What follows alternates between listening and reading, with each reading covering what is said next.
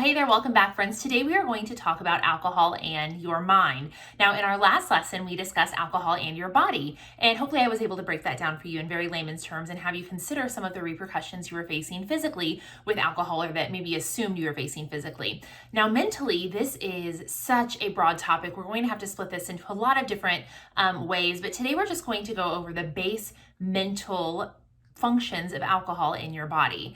Now, we know that alcohol is a depressant. So whether we know it or not, knowingly when we use alcohol, we're using it to depress different parts of our central nervous system. So typically we're using alcohol to cover up feelings that are a little less favorable to us. So feelings of sadness, feelings of anxiety, feelings of anger, feelings of overwhelm, feelings of boredom even, we often try to cover up because boredom leads to us thinking about some other feelings from our past that we don't really want to conquer or confront. So our remedy is that we use alcohol. Now, I just could talk about this topic all day because I have so many mindsets and frames and downloads of how we can vision this.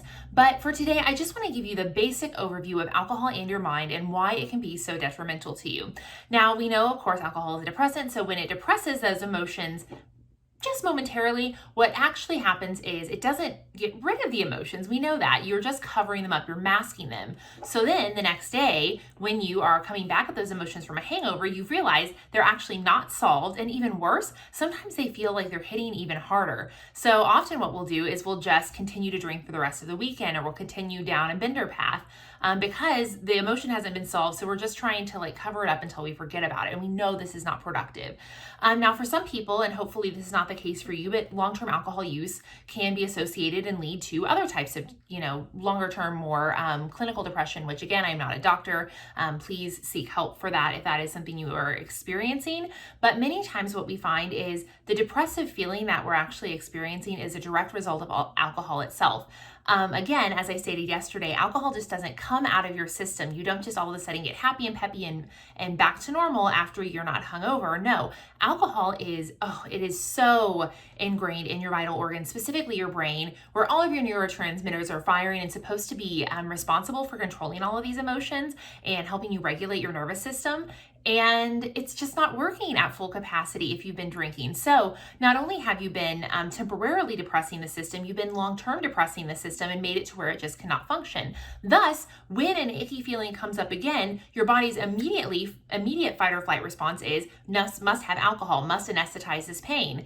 And so you just get in this vicious cycle of every time you feel pain, your body's automatic response is to fight it off with alcohol. Now, really, your body's emotional response should be to pull up a tool, to pull up something to help you manage that anxiety. But because we have not trained our body in that way, which we can do, we can retrain our body. But because we haven't had that training yet, it seems very daunting and very scary. So of course we turn to alcohol in order to kind of get through some of these troublesome times.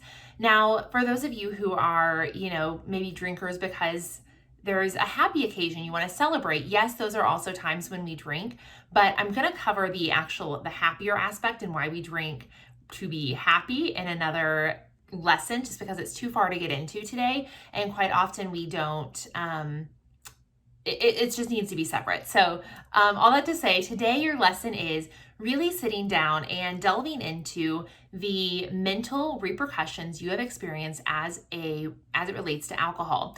Now, these might be sadness and feelings and emotions, but I suspect you've also experienced some emotions that have to do with your self-worth, that have to do with your capabilities, that have to do with your intellect, that have to do with your productivity. So physically, yes, obviously we're less productive when we're hungover, but mentally we're also less productive. So I want you to kind of detail out maybe some of the things that you think, you sense, you feel you are capable of in your life, things that you are called to or meant to do, and just remember how you've not felt like really doing them. You've not felt like taking action on the weekends when you have extra time, or maybe even some of the weekdays, because you've been filling that time with drinking or being hungover. So those could also be mental aspects, in addition to feeling sad, feeling depressed, feeling anxious, more than you did when you actually started drinking. I really want you to sit back and give yourself a critical view, and also remember that we tend to romanticize our relationship with alcohol. Again, it's just like that crappy ex that when they ask you to come back, you start to think of all the wonderful things they have, and will I ever find anyone better? And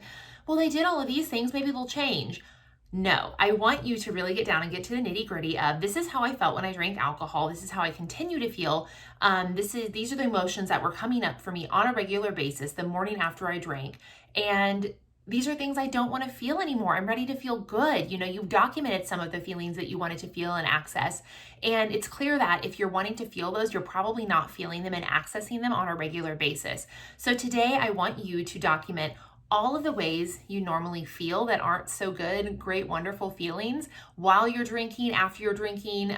This includes if you're an emotional drinker and you start to get really sad and emotional, or maybe you start to get really nostalgic, or maybe you start to get angry, and that's what you use to bring up fights or arguments or sensitive subjects with someone you love or care about, and then you don't feel proud of that the next day. I want you to really, really focus on the full gamut of emotions that you experience while you're drinking and after you're drinking.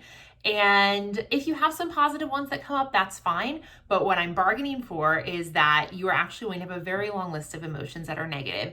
And remember, the reason why we do this is so that when we start to feel that little rumbling come back inside of us that, I'm anxious, maybe I should drink, or I'm bored, maybe I should drink, or I'm really upset, I really deserve a drink, or I had a really shitty week, I really deserve a drink. You have an inventory to go back to and directly remember, this is how I was feeling when I was drinking. Do I want my future self to feel that way? And typically the answer is no. So hopefully this exercise will produce a very long inventory list for you. And I want you to complete this exercise, and then we'll see you back here again tomorrow. Okay, bye for now.